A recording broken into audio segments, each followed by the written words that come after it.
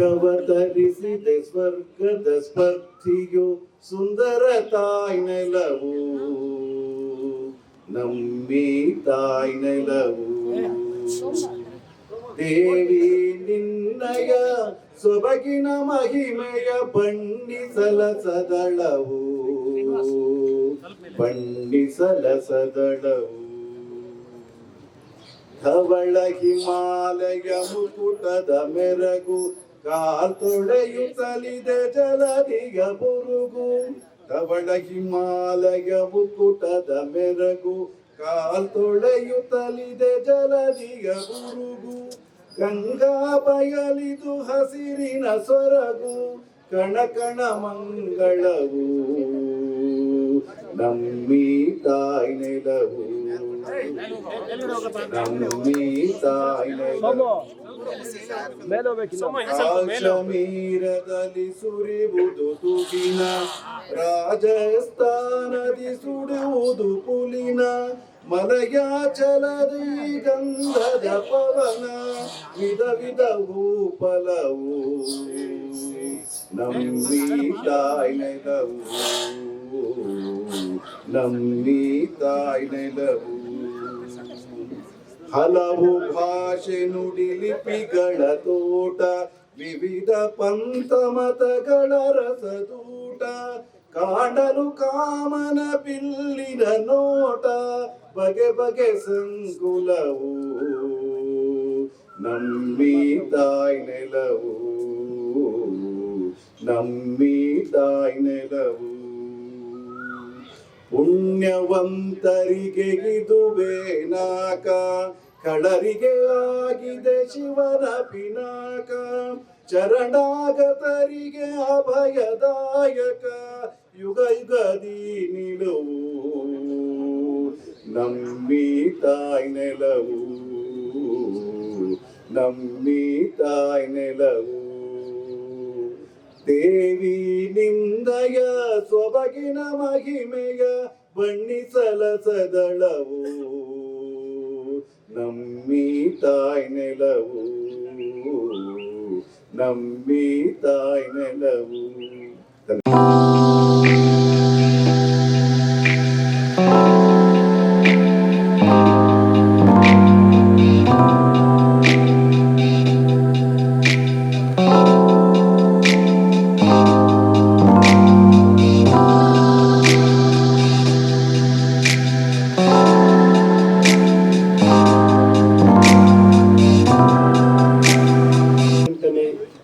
ಸ್ವಾತಂತ್ರ್ಯೋತ್ಸವ ದಿನಾಚರಣೆಯ ಆಚರಣೆಗಾಗಿ ನೆರೆದಿರುವ ಎಲ್ಲ ಹಿರಿಯರಿಗೂ ನನ್ನೆಲ್ಲ ಸಹಪಾಠಿಗಳಿಗೂ ಸಿಬ್ಬಂದಿ ವರ್ಗದವರಿಗೂ ಮತ್ತು ಇಲ್ಲಿ ನೆರೆದಿರುವ ಸಾರ್ವಜನಿಕರಿಗೂ 78ನೇ ಸ್ವಾತಂತ್ರ್ಯ ದಿನಾಚರಣೆಯ ಹಾರ್ದಿಕ ಶುಭಾಶಯಗಳು.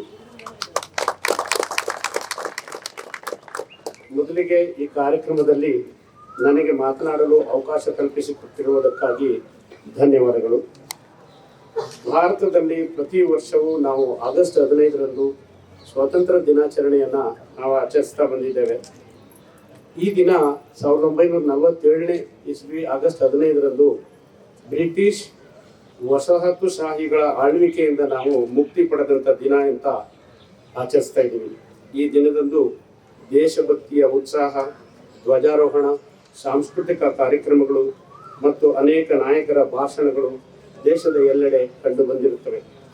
ಅಂತೆಯೇ ನಾವೆಲ್ಲರೂ ಇಂದು ಇಲ್ಲಿ ಸ್ವಾತಂತ್ರ್ಯ ದಿನ ಆಚರಣೆಗೆ ಸೇರಿದ್ದು ಸ್ವಾತಂತ್ರ್ಯ ಹೋರಾಟಗಾರರ ತ್ಯಾಗವನ್ನು ಸ್ಮರಿಸಬೇಕಾಗಿದೆ.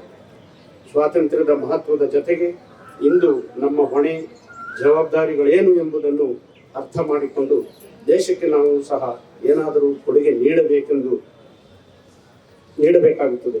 ಜೊತೆಗೆ ಐತಿಹಾಸಿಕ ಘಟನೆಯನ್ನು ಸ್ಮರಿಸುವುದಕ್ಕಾಗಿ ಹಾಗೂ ಅನೇಕ ನಾಯಕರ ತ್ಯಾಗ ಮತ್ತು ಬಲಿದಾನಗಳನ್ನು ನೆನೆಸಿಕೊಳ್ಳಬೇಕಾಗಿದೆ.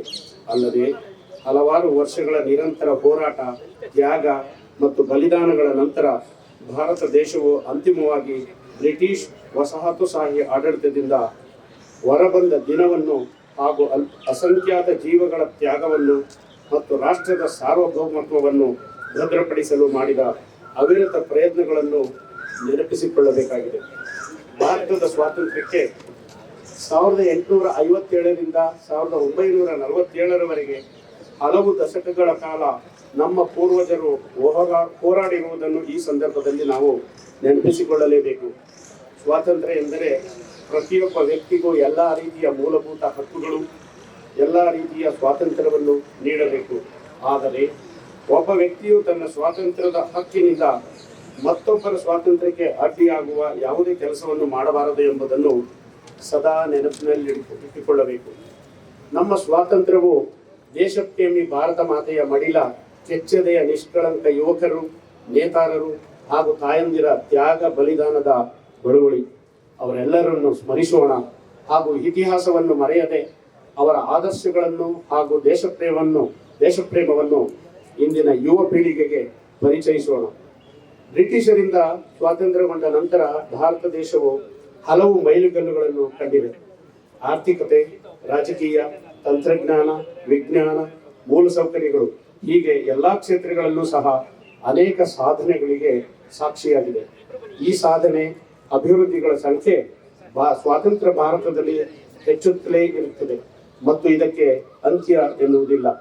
ಯಾವ ದೇಶದ ಪ್ರಜೆಗಳಿಗೆ ಸ್ವಾತಂತ್ರ್ಯ ಇರುತ್ತದೋ, ಎಲ್ಲಿಯವರೆಗೆ ಪ್ರಜೆಗಳು ಸ್ವಾತಂತ್ರ್ಯರಾಗಿರುತ್ತಾರೋ ಅಲ್ಲಿಯವರೆಗೆ ದೇಶದ ಅಭಿವೃದ್ಧಿ, ಪ್ರಜೆಗಳ ಅಭಿವೃದ್ಧಿ, ನಾಡಿನ ಅಭಿವೃದ್ಧಿ, ಒಂದು ಕುಟುಂಬದ ಅಭಿವೃದ್ಧಿ ನಿರಂತರವಾಗಿ ಸಾಗುತ್ತಿರುತ್ತದೆ. ಅದಕ್ಕೆ ಕೊನೆ ಎಂಬುದಿಲ್ಲ. ಅದಕ್ಕೆ ಇಂದಿನ ನಮ್ಮ ಭಾರತವೇ ಸಾಕ್ಷಿ. ಈ ಸ್ವಾತಂತ್ರ್ಯ ದಿನದಂದು ಸ್ವಾತಂತ್ರ್ಯಕ್ಕಾಗಿ ತಮ್ಮ ಪ್ರಾಣವನ್ನು ಅರ್ಪಿಸಿದವರಿಗೆ, ಭಾರತ ದೇಶದ ಉತ್ತಮ ಭವಿಷ್ಯಕ್ಕಾಗಿ ಶ್ರಮಿಸಿದವರಿಗೆ ನಮನ ಸಲ್ಲಿಸೋಣ. ಸ್ವಾತಂತ್ರ್ಯದ ಹೋರಾಟವು ಕ್ವಿಟ್ ಇಂಡಿಯಾ ಚಳವಳಿ, ಜಲಿಯನ್ ವಾಲಾಬಾಗ್ ಹತ್ಯಾಕಾಂಡ ಮತ್ತು ತ್ಯಾಗ ಮತ್ತು ವೀರತೆಯ ಹಲವಾರು ಮಹತ್ವದ ಘಟನೆಗಳನ್ನು ಒಳಗೊಂಡಿದೆ. ಸ್ವಾತಂತ್ರ್ಯ ಹೋರಾಟಗಾರರಾದ ಮಹಾತ್ಮ ಗಾಂಧಿ ಅವರನ್ನು ಒಳಗೊಂಡು ಹಲವಾರು ಧೀಮಂತ ನಾಯಕರುಗಳು ಹಾಗೂ ಹೋರಾಟಗಾರರ ತ್ಯಾಗ ಮತ್ತು ಬಲಿದಾನಗಳು ಭಾರತ ದೇಶದ ಇಂದಿನ ಸುಸ್ಥಿತಿಗೆ ಪ್ರಮುಖ ಕಾರಣವಾಗಿದೆ.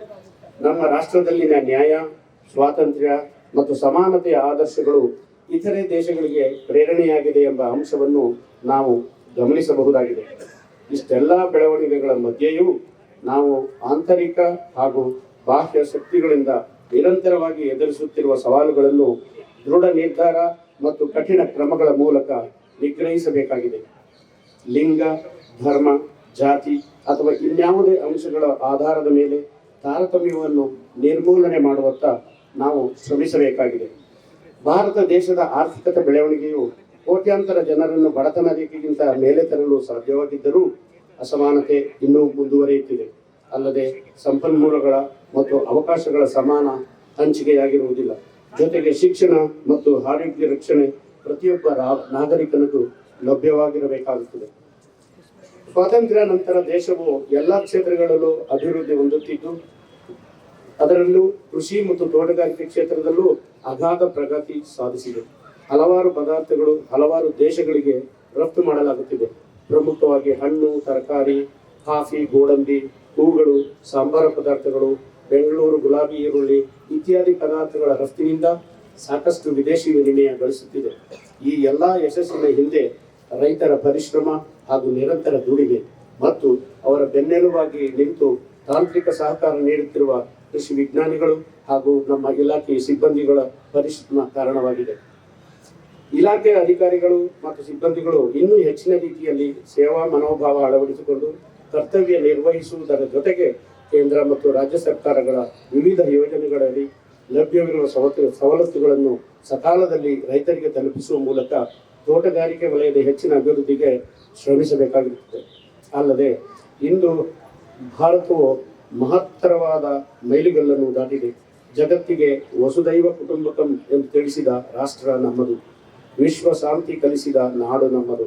ರಾಷ್ಟ್ರವೆಂದರೆ ಕೇವಲ ರಾಜಕೀಯ ಮತ್ತು ಭೌಗೋಳಿಕ ನಕ್ಷೆಯಲ್ಲ, ಅದೊಂದು ಜೀವನ ರೀತಿ, ಸಂಸ್ಕೃತಿಯ ತಳಹದಿಯ ಮೇಲೆ ನಿಂತ ಜೀವಂತ ಸನ್ನಿಧಿ.